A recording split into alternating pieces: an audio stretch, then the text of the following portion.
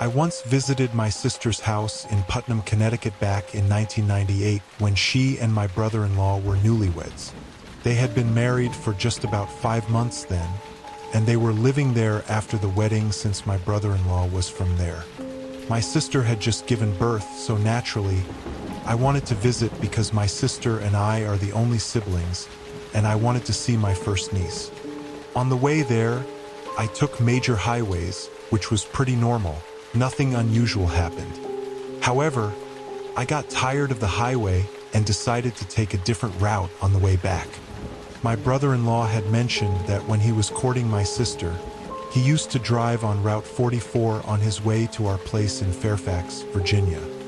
He said the drive was nice and that I would enjoy the rural areas, which was a nice change from all the highways, even though I would eventually get back on the highway to head home. I thought it made sense to listen to his advice, as a more relaxed drive home sounded better. So, on my way back, I decided to take that route. I remember starting my drive around 5 p.m., aiming to either reach my destination or be close to it by the next day. Around 6 p.m., as I was driving through Route 44, which had many rural areas, there were still a lot of cars.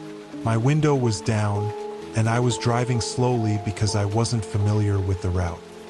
After about 20 minutes, I entered a dark, isolated area with fewer houses, and the few that were there were spaced far apart. I started to feel uneasy due to the darkness, so I rolled up my window.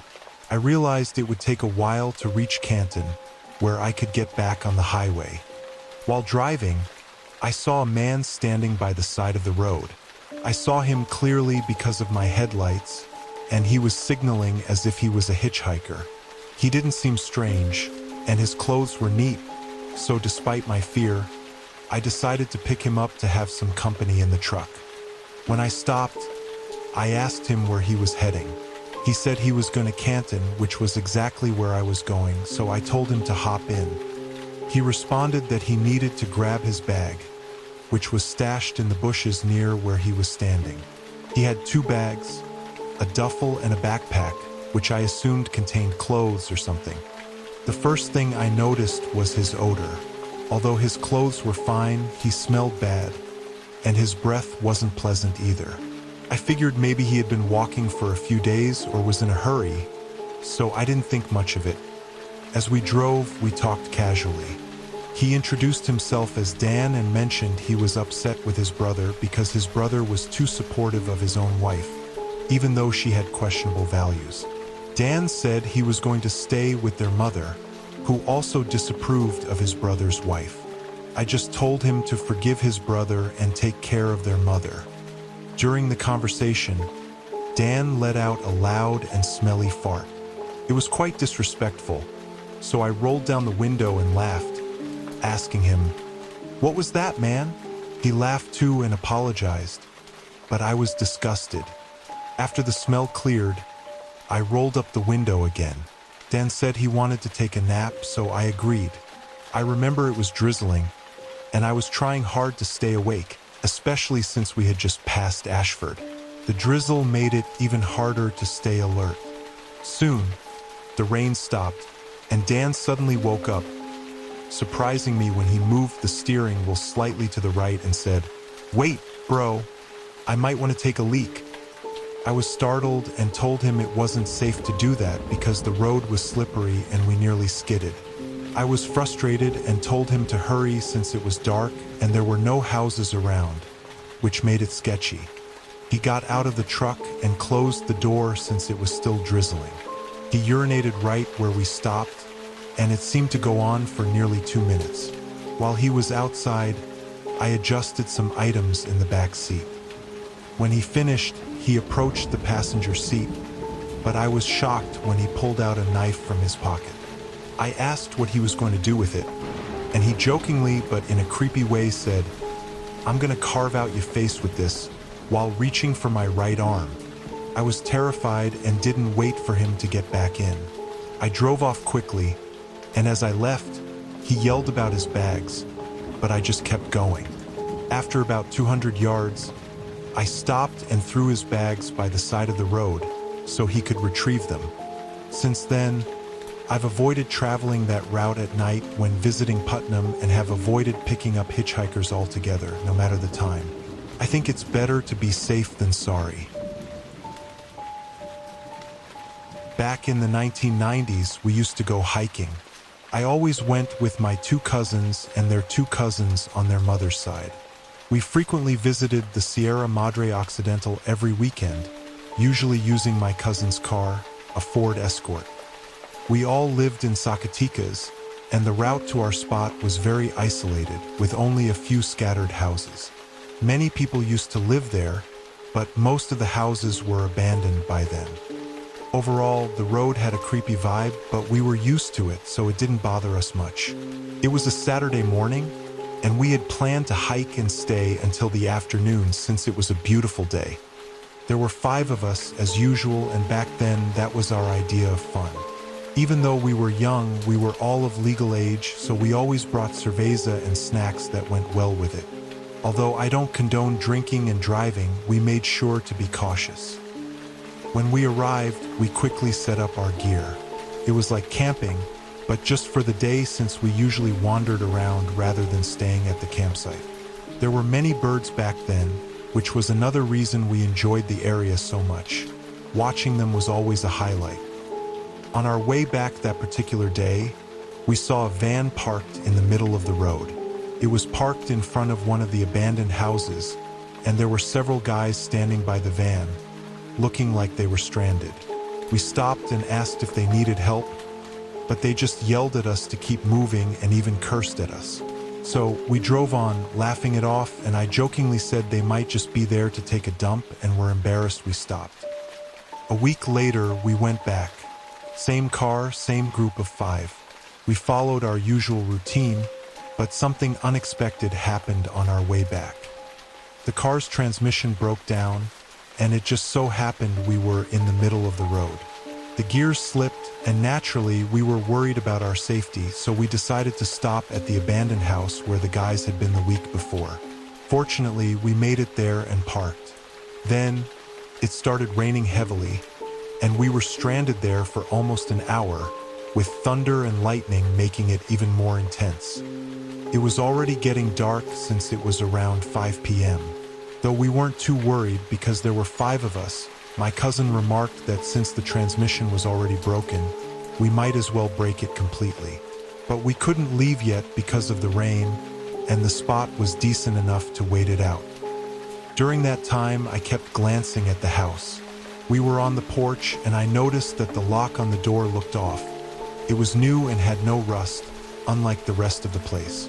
I mentioned this to my cousins, and they noticed too. We tried to open it but couldn't, so we left it alone. I thought about breaking one of the windows to peek inside, but something in my mind kept telling me not to. Soon after, we saw 2 cars slowly driving past the house. We ignored them, thinking they were just curious, but I remembered that one of the cars looked like the van from the previous week. I told my friends, but they brushed it off. We were just waiting for the rain to stop so we could leave. After a while, the 2 cars came back and stopped in front of the house. We were still on the porch when at least 10 guys with guns got out and approached us. They surrounded us and demanded to know what we were doing there. I didn't think they were police, but they patted us down and searched our car. My cousin explained to one of the guys that our transmission had broken down, and we had stopped here until the rain passed. The guy wasn't convinced and kept questioning us. We explained that we had just been hiking and were on our way home, and we hadn't touched anything in the house. Despite the heavy rain, they forced us to leave. We started the car again, and even though the transmission was failing, we managed to drive away. But the guys followed us back to town in one of their cars. While driving, we talked about what had just happened, keeping an eye on the car following us. One of our friends suggested they might be cartel members and could kill us, so we decided to head to a crowded area for safety. We parked at a park once we got to town, and about 30 minutes later, they finally left us alone. We headed home after they left, terrified by the experience. It was the first time we'd ever been threatened, especially by guys with guns. We never went back to that spot, even though we loved hiking there.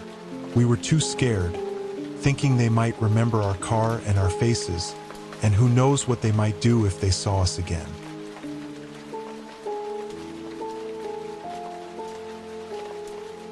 This happened in 1995. I accompanied my brother to pick up a car he had bought from one of his high school friends. We were coming from Lexington, Kentucky, and chose to take a back road to Asheville, North Carolina, since that's where the car was located. We used his other car, which he promised to give me once he got the car he bought, as long as I went with him. As an 18-year-old, that was a great offer, my very first car. My brother was a car mechanic, so I trusted the car he was giving me, even if it was old, because he took good care of his cars. At least, that's what I thought before the rest of the story unfolded.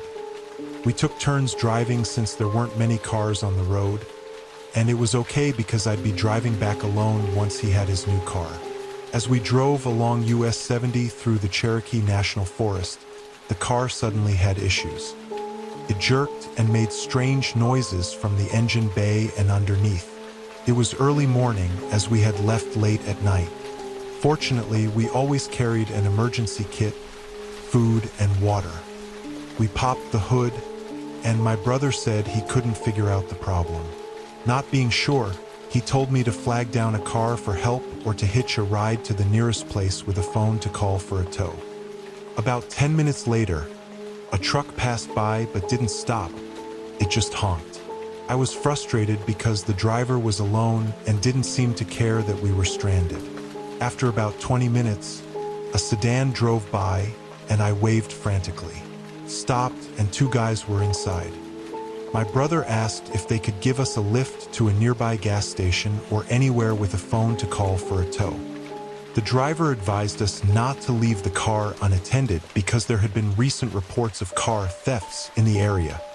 A car had broken down on that same route, and when the owner left to get help, someone towed it away. Still hadn't been found. My brother told me to stay with the car while he rode with the guys, as they said the gas station was only about 40 minutes away. I agreed since there didn't seem to be any harm in staying, and we had weapons with us, though I'd never actually used mine in a real situation. But I knew how to use it. So my brother left and I stayed. It was pitch dark, and I just lay down in the back seat, flashlight off. It was so dark that the only light came from the occasional passing car, which was rare. I must have dozed off after waiting alone for nearly an hour. I woke up to the car shaking. It was still very dark, and I couldn't see anyone outside, but the car was definitely moving. I carefully peered out and saw the outline of a guy trying to push the car from the back. I wondered who this crazy person was and why he was pushing the car with someone inside. Did he even know I was in there? I thought it unlikely that my brother had sent a tow truck so soon or without letting me know.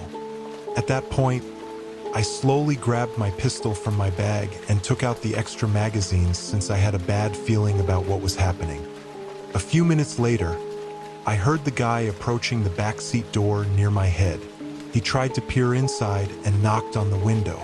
The windows were tinted, so he probably couldn't see if there was anyone inside. The guy walked around the car. A car passed by, and I saw him quickly hide in the bushes. I didn't manage to get out because I thought it might not be safe. He might have a weapon or accomplices hiding nearby. When the car passed, the guy came out of hiding and tried to open the hood.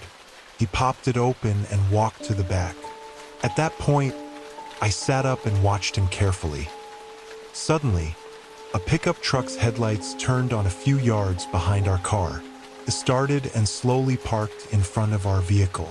That's when I saw it had a towing device. I grabbed my flashlight, got out of the car, and asked if they were the ones who had come to help. For about 5 minutes, the guy didn't come out, but the engine remained running. I stood there with my gun on top of the car, watching. Eventually, the truck's door opened, and I saw the guy step out. The backlight blinded me a bit, but I could see him well enough. He asked, "Do you have a gun, boy?" I replied that I had something on me. He started to draw a gun from his side, but I fired 2 shots, hitting his rear window. He didn't get to draw his weapon and jumped back into his truck, speeding away. Everything happened so fast, and I couldn't believe it. It was a close call.